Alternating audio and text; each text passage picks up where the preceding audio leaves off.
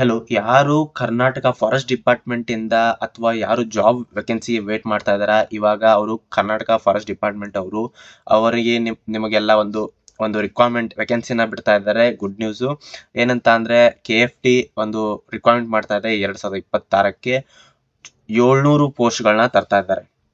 ಹೌದಾ, ನೋಡ್ಬೋದು ನೀವು ಇಲ್ಲಿ KFT ಕರ್ನಾಟಕ ರಿಕ್ವೈರ್ಮೆಂಟ್ 2026ಕ್ಕೆ 700 ಫಾರೆಸ್ಟ್ ಗಾರ್ಡ್ ಮತ್ತೆ ವಾಚರ್ ವೇಕೆನ್ಸಿಗಳನ್ನ ಎಕ್ಸ್ಪೆಕ್ಟೆಡ್ ಮಾಡಬಹುದು.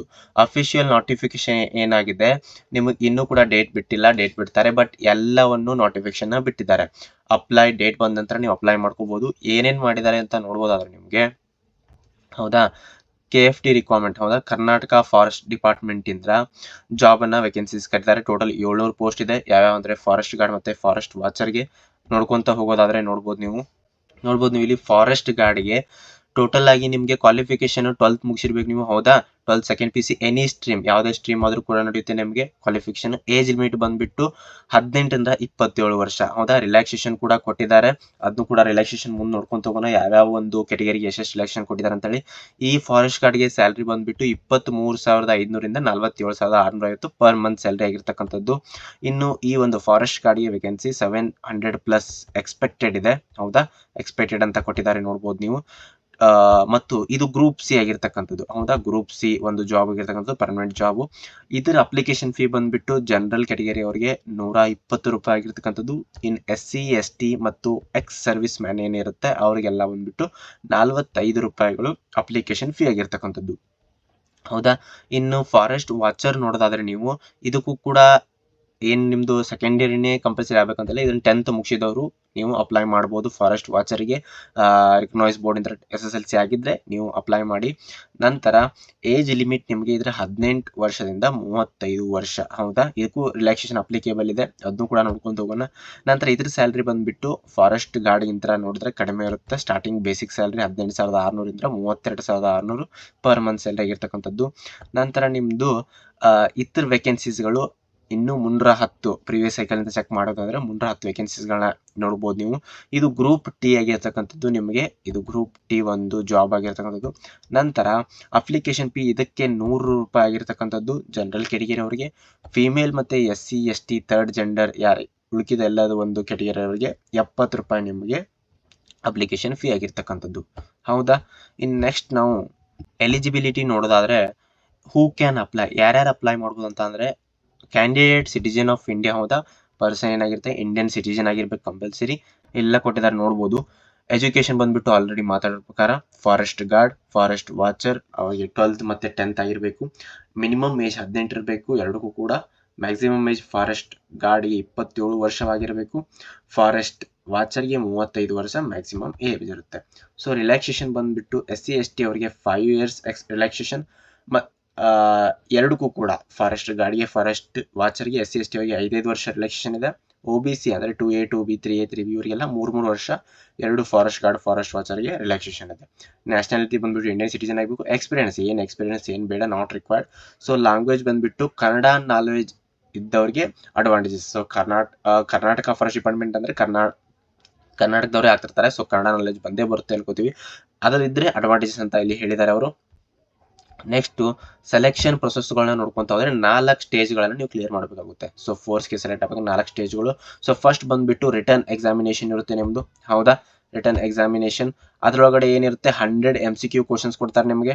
100 MCQ ಕ್ವಶನ್ 100 ಮಾರ್ಕ್ಸಿಗೆ ಬರುತ್ತೆ. ಸೊ ಏನಾಗುತ್ತೆ ಟೋಟಲ್ 2 hours 120 minutes ನಿಮಗೆ ಏನಿರುತ್ತೆ ಡ್ಯೂರೇಷನ್ ಇರುತ್ತೆ. ಅಷ್ಟರೊಳಗಡೆ ನೀವು ಆ ಪೇಪರ್ನ ಕ್ಲಿಯರ್ ಮಾಡಬೇಕು, 100 ಮಾರ್ಕ್ಸಿನ ಪೇಪರ್. ಸೊ ಸಬ್ಜೆಕ್ಟ್ ಯಾವ ಬರುತ್ತೆ ನಿಮಗೆ, ಮ್ಯಾಥಮೆಟಿಕ್ಸ್ ಇರುತ್ತೆ. ಹೌದಾ, mathematics, general knowledge Kannada language ಇರುತ್ತೆ. ರಿಸೋನಿಂಗ್ ಅಂಡ್ ಕರೆಂಟ್ ಅಫೇರ್ಸ್ ಮೇಲೆ ನಿಮಗೆ ಒಂದು ಕ್ವಶನ್ ಪೇಪರ್ ಅನ್ನ ತೆಗಿತಕ್ಕಂಥದ್ದು. ಇಲ್ಲಿ ನಮಗೆ ಏನಂತಂದ್ರೆ ನೋಡಿ, ಮಿನಿಮಮ್ ಕ್ವಾಲಿಫೈಯಿಂಗ್ ಮಾರ್ಕ್ಸ್ ಏನಿರುತ್ತೆ ಅಪ್ಲೈ ಪರ್ ಕೆಟಗರಿ. ಸೊ ನಿಮ್ಮ ಕೆಟಗರಿ ಮೇಲೆ ಡಿಪೆಂಡ್ ಆಗುತ್ತೆ ಯಾವ ಒಂದು ಕ್ವಾಲಿಫೈಯಿಂಗ್ ಮಾರ್ಕ್ಸ್ ಬರುತ್ತೆ ಅನ್ನೋದು ಕೆಟಗರಿ ಮೇಲೆ. ಸೊ ಸೆಕೆಂಡ್ ನೀವು ಮಾಡಬೇಕಾಗಿದ್ದು ಫಿಸಿಕಲ್ ಎಂಡೋರೆನ್ಸ್ ಟೆಸ್ಟ್. ಹೌದಾ, ಫಿಸಿಕಲ್ ಟೆಸ್ಟ್ ಏನಿರುತ್ತೆ ನಿಮ್ದು ರನ್ನಿಂಗ್ ಅನ್ನ ಇರುತ್ತೆ. ಅದನ್ನ ನೋಡೋದಾದ್ರೆ ರನ್ನಿಂಗ್ ಟೆಸ್ಟ್ ಮೇಲ್ ಕ್ಯಾಂಡಿಡೇಟ್ಗೆ 16 ಮೀಟರ್ ಇನ್ನು 7 ನಿಮಿಷದೊಳಗಡೆ ಕ್ಲಿಯರ್ ಮಾಡ್ಬೇಕು, 16 ಮೀಟರ್ನ ರನ್ನಿಂಗ್. ಅದೇ ಫಿಮೇಲ್ ಕ್ಯಾಂಡಿಡೇಟ್ ಆಗಿದ್ರೆ ನೀವು 1000 ಮೀಟರ್ ಅನ್ನ ನೀವು 6 ನಿಮಿಷದೊಳಗಡೆ ಕ್ಲಿಯರ್ ಮಾಡಬೇಕಾಗುತ್ತೆ. ಹೌದಾ, ಸೊ ನೆಕ್ಸ್ಟ್ ಥರ್ಡ್ ಬಂದ್ಬಿಟ್ರೆ ಫಿಸಿಕಲ್ ಸ್ಟ್ಯಾಂಡರ್ಡ್ ಟೆಸ್ಟ್. ಇದ್ರೊಳಗಡೆ ನಿಮಗೆ 5 ಟಾಸ್ಕ್ ಕೊಡ್ತಾರೆ, 3 ಟಾಸ್ಕ್ ಅನ್ನ ಕಂಪ್ಲೀಟ್ ಮಾಡ್ಕೋಬೇಕು. ಅವನು ಮುಂದ್ಗಡೆ ನೋಡ್ಕೊಂತ ಹೋಗೋಣ ಯಾವ ಟಾಸ್ಕ್ ಇದೆ ಅಂತ ಹೇಳಿ ಮುಂದೆ ಹೇಳಿದ್ದಾರೆ. ಸೊ ನಂತರ ಲಾಸ್ಟ್ ಮೆಡಿಕಲ್ ಫಿಟ್ನೆಸ್ ಟೆಸ್ಟ್ ಅನ್ನು ನೀವು ಕ್ಲಿಯರ್ ಮಾಡಬೇಕು. ಇವು 4 ಟೆಸ್ಟ್ ನೀವು ಕ್ಲಿಯರ್ ಮಾಡಿದ್ರೆ, ಈ ಸ್ಟೇಜ್ಗಳನ್ನ ಕ್ಲಿಯರ್ ಮಾಡ್ಕೊಂತ ಹೋದ್ರೆ ನೀವು ಒಂದು ಜಾಬ್ ಅನ್ನ ಈಸಿಯಾಗಿ ಪಡ್ಕೊಳ್ಬಹುದು. ಇದು ನಿಮಗೆ ಈ ರೀತಿ ಕೂಡ ಕೊಟ್ಟಿದ್ದಾರೆ, ನೀವು ಕ್ಲಿಯರ್ ಮಾಡ್ಬೇಕಾಗಿದ್ರೆ ರನ್ನಿಂಗ್ನ 16 ಮೀಟರ್ 7 ನಿಮಿಷ ಟೈಮ್ ಜೊತೆಗೆ. ಸೊ ಹೌದಾ. ಸೊ ಇನ್ನಂತರ ಫಿಟ್ನೆಸ್ ರಿಕ್ವೈರ್ಮೆಂಟ್ ಒಳಗೆ ಬಂದರೆ ಮೇಲ್ ಕ್ಯಾಂಡಿಡೇಟ್ಸ್ಗೆ ಏನು ಬರುತ್ತೆ, ಅದು ಫಾರೆಸ್ಟ್ ಗಾರ್ಡ್ಗೆ ಬಂದಾಗ ಹೈಟ್ 163 ಸೆಂಟಿಮೀಟರ್ ಇರಬೇಕು ಮಿನಿಮಮ್. ಹೌದಾ. ಚೆಸ್ಟ್ ಏನಾಗಿರ್ಬೋದು 79 ಸೆಂಟಿಮೀಟರ್ ಆಗಿರಬೇಕು, ಅನ್ಎಕ್ಸ್ಪ್ಯಾಂಡೆಡ್. ಹೌದಾ.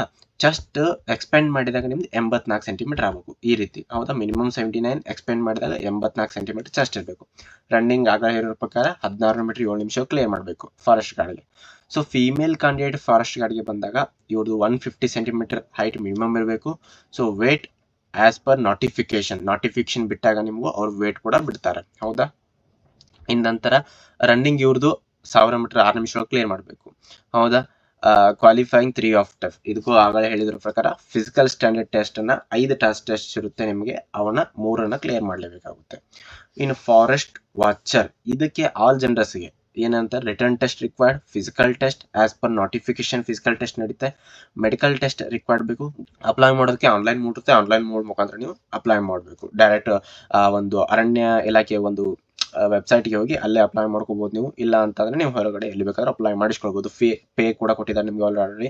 ಅಪ್ಲಿಕೇಶನ್ ಫೀ 120 ರುಪೀಸ್ ಇರುತ್ತೆ, 45 ಇರುತ್ತೆ. ಅದ್ರ ಜೊತೆಗೆ ಅದೇ ರೀತಿ ನೀವು ಯಾವ ಪೋಸ್ಟ್ಗೆ ಅಪ್ಲೈ ಮಾಡ್ತಿರ್ತೀರ ಅದ್ರ ಮೇಲೆ ಒಂದು ನಿಮಗೆ ಇದಿರುತ್ತೆ. ಸ್ಯಾಲ್ರಿ ಕೂಡ ನೀವು ನೋಡ್ಕೊಂಡಿದ್ರೆ ಆಲ್ರೆಡಿ ಯಾವ್ಯಾವ ಒಂದು ಪೋಸ್ಟ್ಗೆ ಯಾವ್ಯಾವ ಸ್ಯಾಲ್ರಿಯನ್ನ ಕೊಡ್ತಾ ಇದಾರೆ ಅಂತ ಹೇಳಿ. ಹೌದಾ. ಇನ್ನೊಂದು ಏನು ಕೊಟ್ಟಿದ್ದಾರೆ ಇಲ್ಲಿ ನೋಡ್ಬೋದು ನೀವು, ಕರಿಯರ್ ಪ್ರೋಗ್ರೆಷನ್ ಪಾತ್ ಕೂಡ ಕೊಟ್ಟಿದ್ದಾರೆ. ಹೌದಾ. ನೀವು ಜಸ್ಟ್ ಗಾರ್ಡ್ ಆಗಿ ಸೆಲೆಕ್ಟ್ ಆಗಿ ಅದೇ ಲೈಫ್ ಟೈಮ್ ಅದೇ ಇರುತ್ತೆ ಅಂತ ಅಲ್ಲ, ಗಾರ್ಡ್ ಆಗಿ RF ಆಗ್ಬೋದು. ಹೌದಾ. ಇಲ್ಲೆಲ್ಲ ಕೊಟ್ಟಿದ್ದಾರೆ ನೋಡಿ, range forest officer, deputy forest officer, ಈ ರೀತಿ ನಮಗೆ ಪ್ರಮೋಷನ್ ಮೇಲೆ ಸಿಗ್ತಾ ಹೋಗುತ್ತೆ. ಇದಿಷ್ಟು ನಿಮಗೆ ಕರ್ನಾಟಕ ಫಾರೆಸ್ಟ್ ಡಿಪಾರ್ಟ್ಮೆಂಟ್ ಇಂದ ಜಾಬ್ ಅಪ್ಲಿಕೇಶನ್ ಕರೆದಿದ್ದಾರೆ.